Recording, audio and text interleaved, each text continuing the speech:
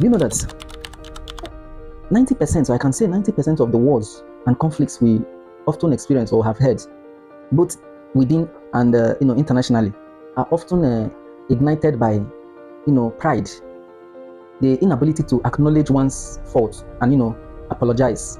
Who trained these individuals who cannot say I'm sorry? Now let me not go too far, let me not stress it too long.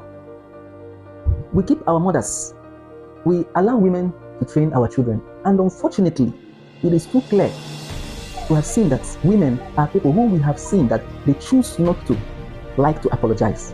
They choose not to like to apologize. Not that they cannot, but they choose not to. Because of no consequences given to them. You are claiming you want peace, so that person doesn't want peace. Huh? That person, you think she doesn't want peace. Now, these children, we keep them under this agenda, under this gender who doesn't apologize. And most of our children grow under women. Now, how do you think that this person who never apologizes to you will ever teach her child how to apologize? And children learn by example, not just theory. They learn by example, practical. So in a home where the father is angry and the mother is just walking, doing her thing, talking anyhow, and the children are watching.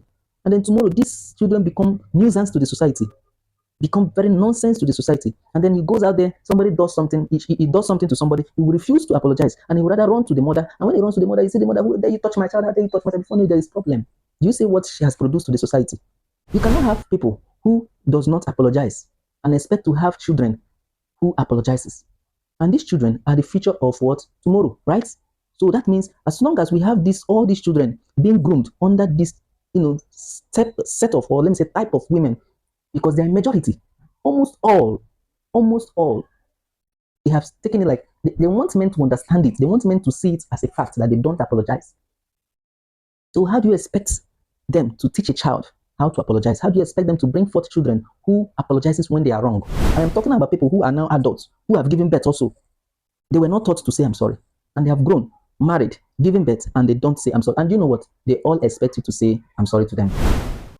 So how can we have a good word? How can you expect a word, a word of peace when you marry these kind of people?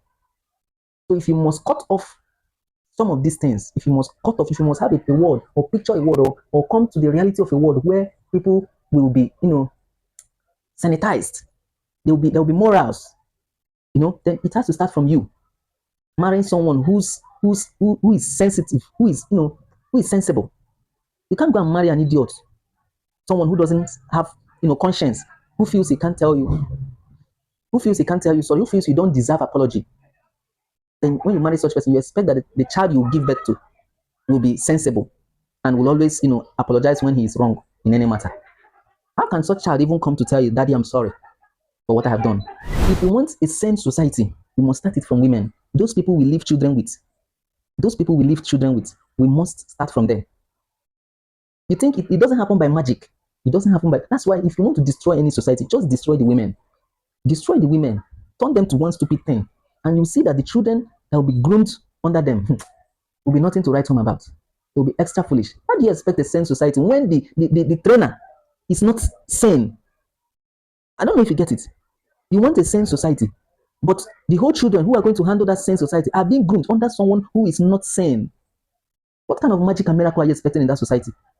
As I'm talking to you, I'm still telling you that even this current generation coming up right now, maybe in the next 5-10 years, the next children coming up, if you don't handle the women, you will see the miracle you're expecting will be a dream, because you will see the worst society. You see these ones, we are calling them Gen Z. I don't know the name. The next ones will be Gen Z will be angels to compare to those ones.